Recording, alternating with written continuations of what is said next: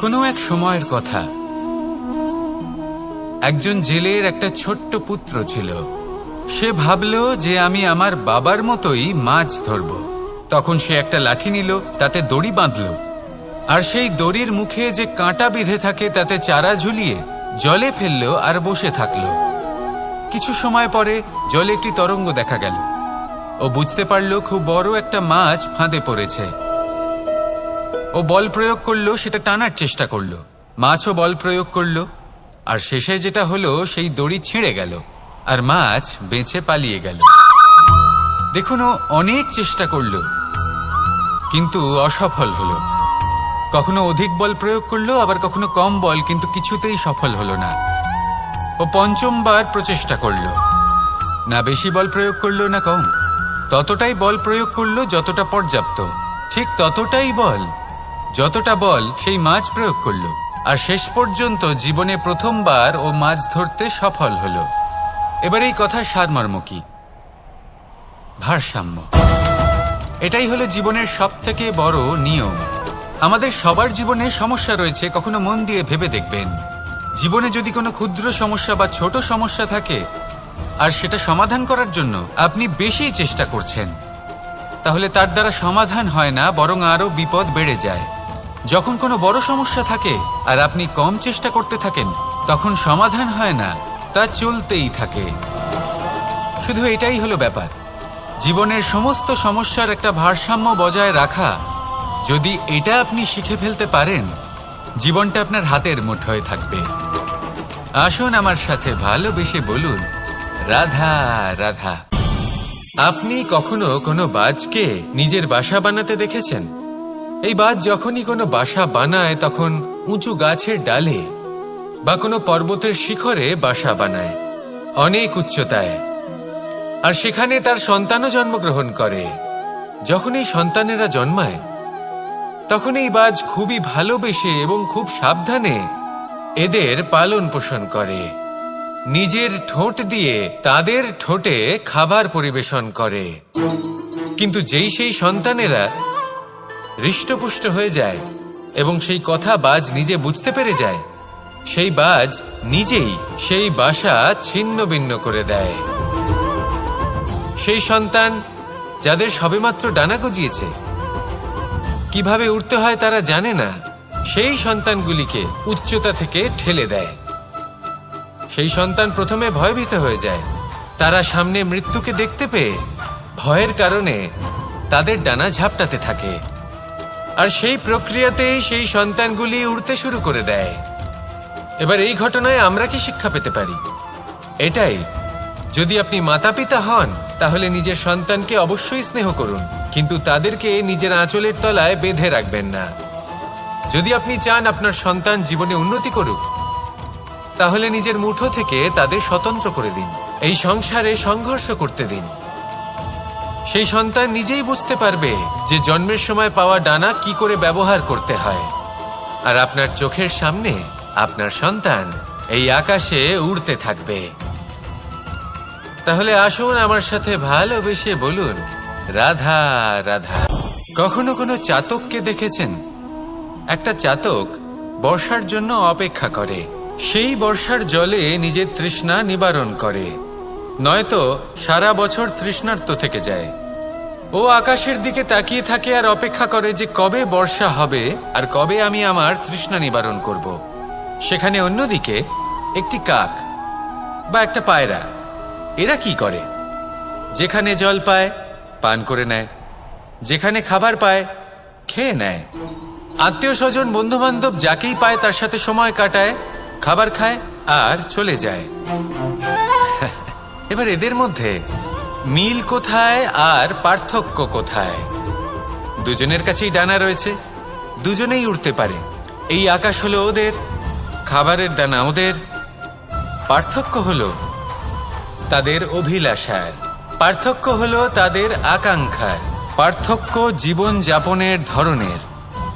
এবার যত বেশি আকাঙ্ক্ষা থাকবে, যত দামি জীবন যাপন করার ইচ্ছে থাকবে, তত বেশি কষ্ট আপনাকে সহ্য করতে হবে।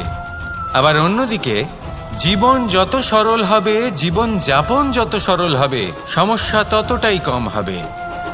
তাই সবসময় চেষ্টা করবেন আপনার মানসিকতা এবং আপনার জীবন যেন সরল হয়।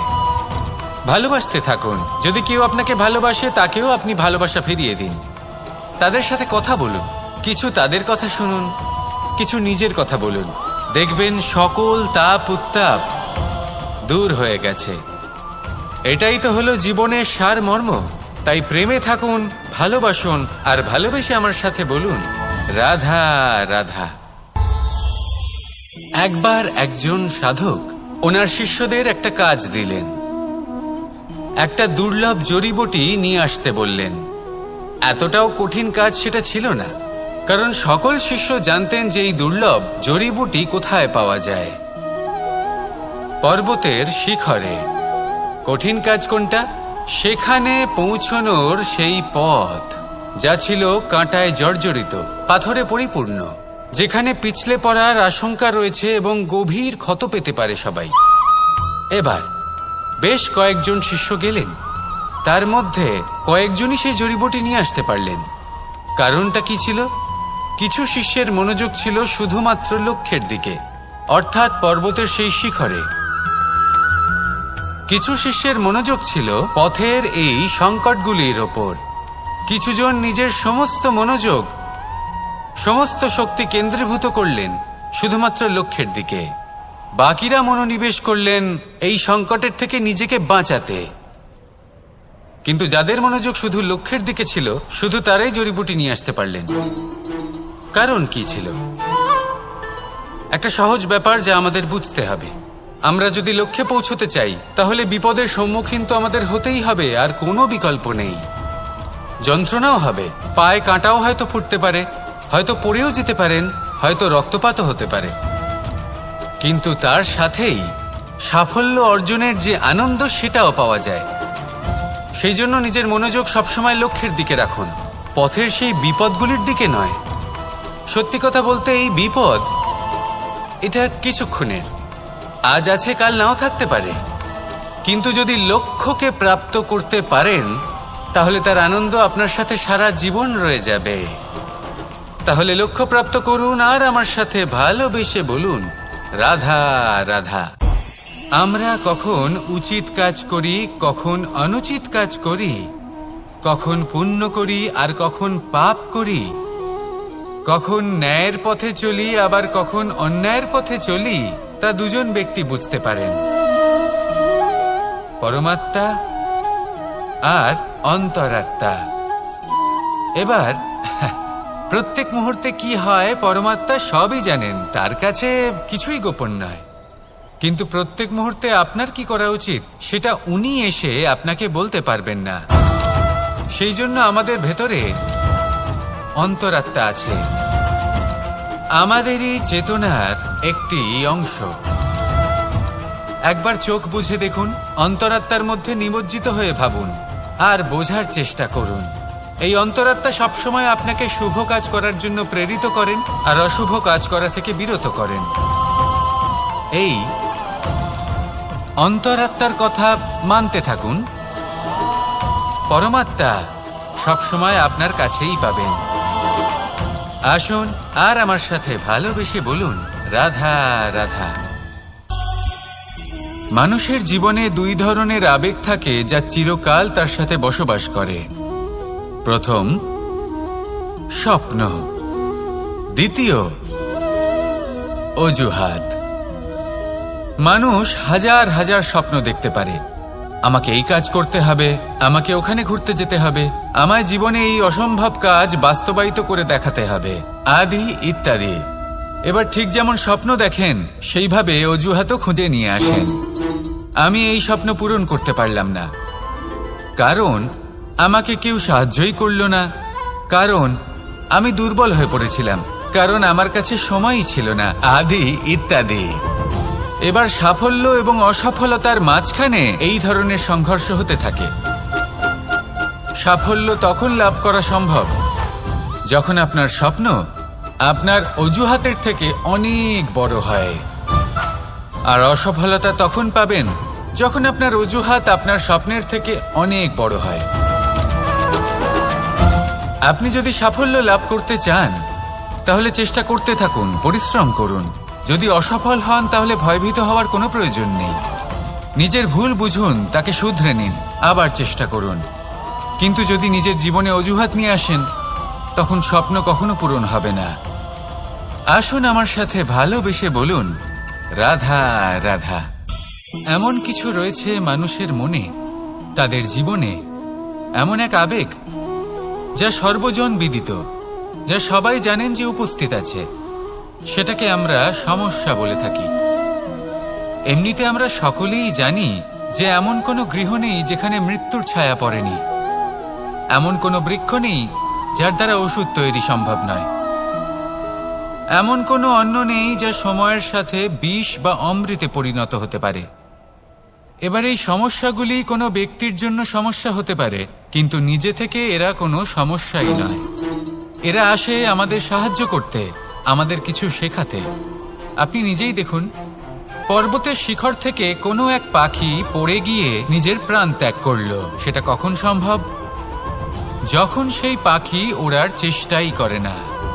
তখন যখন কোনো ব্যক্তি জলে পড়ে যান এবং ডুবে গিয়ে নিজের প্রাণ হারান, এর সম্ভাবনা কখন বেশি থাকে? যখন সেই ব্যক্তি সাঁতার কাটার চেষ্টাই করেন না। তখন এই সমস্যা প্রত্যেকের জীবনে থাকবেই, কিন্তু এটা মনে রাখা প্রয়োজনীয় যে কোনো সমস্যা পরিস্থিতির কারণে সমস্যা হয়ে ওঠে না। এই পরিস্থিতি যখন আমাদের সামনে আসে, আমাদের তা কঠিন মনে হয়। আমরা নতমস্তক হয়ে পড়ি, ভয়ভীত হয়ে পড়ি, তার সম্মুখীন হতে পারি না। তখন তা সমস্যার রূপ নেয়। দৃঢ় হয়ে দাঁড়িয়ে থাকুন সাহসের সাথে, এই পরিস্থিতিগুলির সম্মুখীন হন। দেখবেন সমস্যা কখন সাফল্যে পরিণত হবে আপনি জানতেই পারবেন না। আসুন আমার সাথে ভালোবেসে বলুন, রাধা রাধা। সময় যা সবকিছুকে সমান করে দিতে পারে, যা সব থেকে বেশি শক্তিশালী, সব থেকে বড় সম্পত্তি, সব থেকে বড় শিক্ষক এবং সব থেকে বড় সুযোগ। এই সময় যখন ভালো যায় তখন তা আপনাকে আমিত্বে মত্ত করে তোলে, অহংকারে নিমজ্জিত করে দেয়।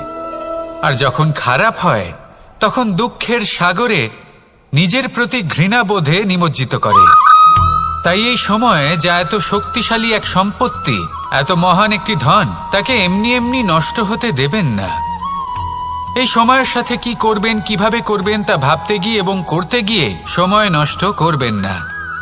যদি আপনি এই সময় নষ্ট করেন, তাহলে সময়ও নিশ্চিত করবে যে আপনার সাথে কি করা উচিত। তাই সময়ের সদ্ব্যবহার করুন আর আমার সাথে ভালোবেসে বলুন, রাধা রাধা। আমরা সকলে শক্তি অনুভব করতে চাই। এবার যদি আপনাকে জিজ্ঞেস করা হয় যে সবথেকে বেশি শক্তির অনুভব কোথা থেকে করা সম্ভব, তখন কেউ কেউ বলবেন পুষ্টিকর আহার গ্রহণ করলে, ব্যায়াম করলে, কেউ বলবেন ধন লাভ করলে, বন্ধুদের থেকে, পরিবারের থেকে, আদি ইত্যাদি। এইভাবে আপনি শক্তির অনুভব অবশ্যই করতে পারেন, কিন্তু সবথেকে বেশি শক্তির অনুভব যদি আপনি করতে চান তাহলে তা পাবেন শুধু একতার দ্বারা, সংগঠনের দ্বারা। যদি আপনাকে উদাহরণ দিই, নিজের এই হাতটাকে দেখুন, 5টা আঙুল রয়েছে। কোনো একটা বস্তুকে নিজের একটা আঙুল দ্বারা তুলে ধরার চেষ্টা করে দেখুন, বড়ই কষ্ট হবে। তখন আপনি বুঝতে পারবেন যখন এই 5টি আঙুল একত্রিত হয় তখন কোনো কাজ কতটা সহজ হতে পারে। এটাই হলো শক্তি, একতার। সব থেকে ভালো উদাহরণ যদি আপনাকে দিই তাহলে বাঁশি। এই বাঁশি থেকে অত্যন্ত মধুর সুর নির্গত হয় যা সবার মন প্রসন্ন করে দেয়। এই কথা সত্যি, কিন্তু এই বাঁশি আমি একটা বা দুটো আঙুল দিয়ে বাজাতে পারবো না। আমাকে প্রত্যেকটা আঙুল ব্যবহার করতেই হবে, তবেই এর থেকে মধুর সুর নির্গত হবে যা সকলকে প্রসন্ন করবে, ঠিক কিনা? ঠিক এইভাবেই যদি আপনি চান যে আপনার জীবনরূপী বাঁশি থেকেও মধুর সুর নির্গত হোক বা সবার মনকে প্রসন্ন করে তুলুক, তাহলে আপনাকেও জীবনে একতা নিয়ে আসতেই হবে। আপনি একাও কর্ম করতে পারেন, পথ চলতেও পারেন, সামনেও এগোতে পারেন, সাফল্যও লাভ করতে পারেন। কিন্তু যখন সকলে একসাথে এগোবেন, সেই পথে চলবেন, সেই কর্মই করবেন, তখন লক্ষ্যে অবশ্যই পৌঁছবেন, সাফল্য অবশ্যই লাভ করবেন। কিন্তু সেই সাফল্য এবং তার আনন্দর সংমিশ্রণটাই একটু অন্যরকম হবে। তাই জীবনে ঐক্যবদ্ধ হন, একসাথে মিলে এগোতে থাকুন আর আমার সাথে ভালোবেসে বলুন রাধা রাধা। জীবনে দুই ধরনের আবেগ রয়েছে যার কোনো মূল্য নেই। আমার কথার অর্থ এটা নয় যে এদের কোনো গুরুত্ব নেই, গুরুত্ব যথেষ্টই রয়েছে, শুধু এদের জন্য আপনাকে কোনো মূল্য দিতে হয় না। প্রথম আবেগ হলো আনন্দ, প্রসন্নতা। এটা আপনি যে কোনো জায়গায় খুঁজে পেতে পারেন যদি আপনি খুঁজে পেতে চান। আপনি কোনো পুষ্পের সৌন্দর্য দেখে প্রসন্ন হতে পারেন, বায়ুর কারণে যখন একটি বৃক্ষ শিহরিত হয় সেটা দেখে আপনি প্রসন্ন হতে পারেন, একটা ছোট্ট শিশুর কলরব শুনেও আপনি প্রসন্ন হতে পারেন, একটা ক্রন্দনরত বালককে হাসিয়ে আপনি প্রসন্ন হতে পারেন। সবকিছু আপনার উপর নির্ভরশীল। সেখানে আরেকটি আবেগ হলো দুশ্চিন্তা। মানুষ বড়ই দুশ্চিন্তা করতে থাকে। আজ আমি এই কাজ করেছি, সেই বিষয়ে চিন্তা। আজ আমি এই কাজ করতে পারিনি, সেই বিষয়ে চিন্তা। কাল আমাকে এই কাজ করতে হবে, সেই নিয়ে চিন্তা। আমি কি সেই কাজটা করতে পারবো, সেই বিষয়েও দুশ্চিন্তা। চিন্তা সর্বত্র রয়েছে, যার জন্য মূল্য দিতে হয় না। যত চান আপনি একত্রিত করতে পারেন। একটা গুরুত্বপূর্ণ কথা মনে রাখবেন, প্রসন্নতা জীবনের একটা নতুন সূত্রপাত। সেখানে দুশ্চিন্তা হলো জীবনের চিতার সমান। এবার এই দুটি আবেগ হলো মূল্যহীন, দুটোই আপনার সামনে আছে। কোনটা চয়ন করবেন আপনি, দুশ্চিন্তা নাকি প্রসন্নতা? সিদ্ধান্ত আপনারই। আসুন আর আমার সাথে ভালোবেসে বলুন রাধা রাধা। ধন, সম্পত্তি, এগুলো আসলে কি? এগুলো শুধু সেই মূল্য যার দ্বারা আমরা কোনো কিছু অর্জন করতে পারি। এবার এই ধনের দ্বারা এই সংসারে অনেক কিছু লাভ করা সম্ভব, কিন্তু সেই সবকিছুই শুধুমাত্র ভৌতিক বস্তুই হবে, ভৌতিক সামগ্রী, ভৌতিক সুবিধা।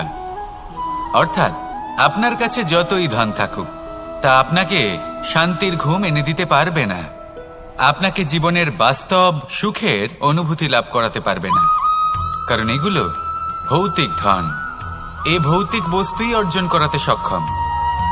বাস্তবিক ধন কি? যদি এই প্রশ্ন আপনার মনে আসে, তাহলে তার উত্তর আমি আপনাকে দেব একটা উদাহরণের মাধ্যমে। কখনো আপনি শুনে থাকবেন যে একজন পিতা আজীবন অনিষ্ট করেন, অনর্থ করেন, খারাপ কাজ করেন শুধু ধন অর্জনের জন্য। তিনি ভাবেন যে আমি ধন অর্জন করব আর নিজের সন্তানকে একটা উজ্জ্বল ভবিষ্যৎ প্রদান করব, একটা সুখ স্বাচ্ছন্দ্যময় জীবন দান করব। এবার সন্তান যখন জন্ম লাভ করে, তখন সে ভাগ্যের জোরে সেই ধন ভোগ করে। যেরকম সে পায় সেরকমই তার ব্যবহার সে করে। কখনো আপনি এটাও দেখে থাকবেন যে সেই সন্তান সমস্ত ধন নষ্ট করে ফেলে, আর সেই পিতা যিনি সমস্ত ধন সঞ্চয় করেছেন, যিনি সেই ধনের প্রভু, আজ সেই ধনের প্রহরী হয়ে রয়েছেন। এবার এরকম কেন হয়? এরকম তখনই হয় যখন সেই পিতা বুঝতেই পারেন না যে তার জীবনের আসল ধন কি। সেই আসল ধন তার সন্তানকে সে দিতেই পারে না। যদি পিতা তার সন্তানকে কর্মের জ্ঞান দিতে পারেন, উচিত কোনটা অনুচিত কোনটা সেই শিক্ষা দিতে পারেন, সংস্কারের প্রকৃত শিক্ষা দিতে পারেন, তবে সেটা ধনের থেকে অনেক বেশি গুরুত্বপূর্ণ। এটাই হলো জীবনের বাস্তব ধন। আপনি সেই কথা তো অবশ্যই শুনে থাকবেন, কুসন্তান হলে ধন সঞ্চয় করে কি হবে, সুসন্তান হলে ধন সঞ্চয় করে কি হবে। সন্তান যদি কুপুত্র হয় তাহলে সব নষ্ট করে ফেলবে, আর সন্তান যদি সুপুত্র হয় তাহলে ধন থাকুক না থাকুক, সে নিজেই কর্মের পথে অগ্রসর হয়ে ধন অর্জন করবে আর নিজের জন্য এক উজ্জ্বল ভবিষ্যৎ গড়ে তুলবে। তাই সন্তানকে সম্পদ দেওয়ার আগে কর্মের জ্ঞান দান করুন, সুশিক্ষা দিন, কারণ এটাই হলো জীবনের প্রকৃত ধন।